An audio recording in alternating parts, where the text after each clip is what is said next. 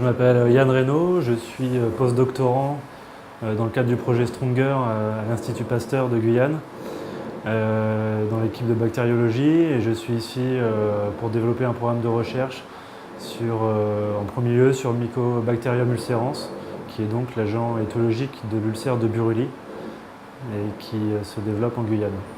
Cela ne fait que quelques mois que Yann a rejoint l'Institut Pasteur de la Guyane. Il est en début de carrière. Dans le milieu de la recherche, ces jeunes chercheurs sont appelés des postdocs. Un postdoc, c'est un postdoctorat, c'est donc un contrat qui suit une thèse de recherche, donc un PhD en anglais ou un doctorat. Et donc c'est un contrat court, entre 1 an, 2 ans, 3 ans, 5 ans dans certains laboratoires, certains pays.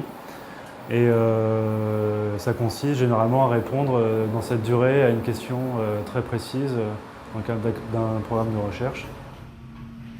Pour Yann, les recherches concerneront donc l'ulcère de Buruli, une maladie de la peau. Avec 5 à 10 cas par an, la Guyane est la région d'Amérique du Sud la plus touchée. Comme Yann, ils sont plusieurs postdoctorants à avoir été recrutés par l'Institut Pasteur. Au laboratoire d'entomologie médicale, Vézénégo Samuel étudiera le potentiel des moustiques anophèles à transmettre les plasmodiums, parasites responsables du paludisme. L'épidémiologie de cette maladie sera étudiée par Aurélia Stéphanie dans le bassin de l'Oyapock, une des zones où le paludisme est le plus présent. Pour ces jeunes chercheurs, les sujets d'études proposés par le programme Stronger touchent des domaines extrêmement variés. Le laboratoire Ecofog du CNRS, hébergé à l'Institut Pasteur, cherche dans la biodiversité guyanaise de nouveaux moyens de lutte contre les pathogènes et leurs vecteurs. Là, c'est une légumineuse, donc on va la prélever, puis on va voir ce que ça donne. Jean Popovic a été rattaché à Ecofog.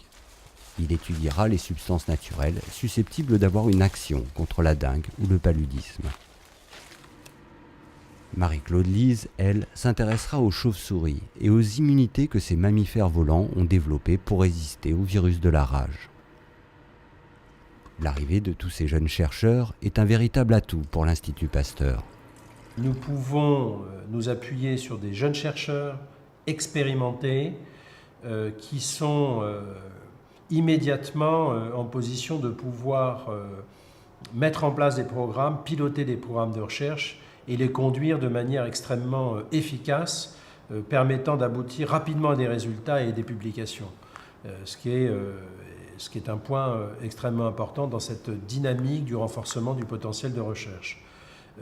Du point de vue des postdoctorants, les problématiques de recherche qui sont proposées dans le cadre de Stronger sur l'émergence, en virologie, en parasitologie, en bactériologie, sur la compréhension des mécanismes, sont des thématiques de recherche extrêmement intéressantes, qui sont une thématique très actuelle dans le domaine de la recherche.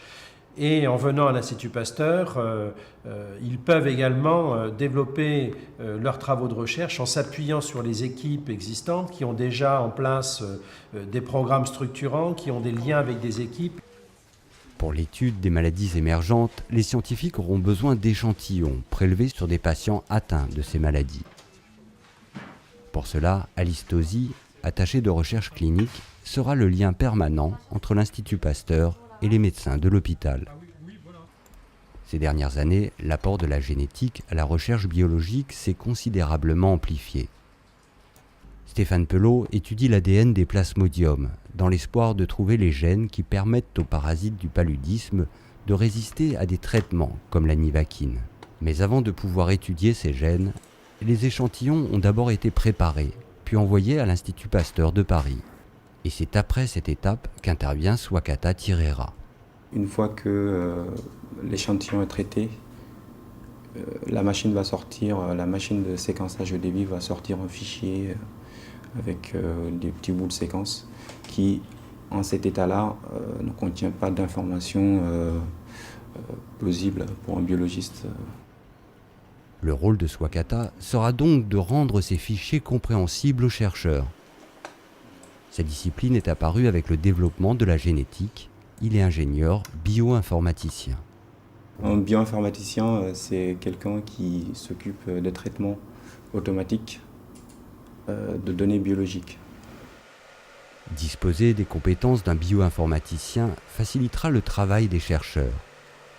En tout, ce sont 10 nouvelles recrues hautement qualifiées qui sont venues renforcer les équipes de l'Institut Pasteur de la Guyane et de leurs partenaires.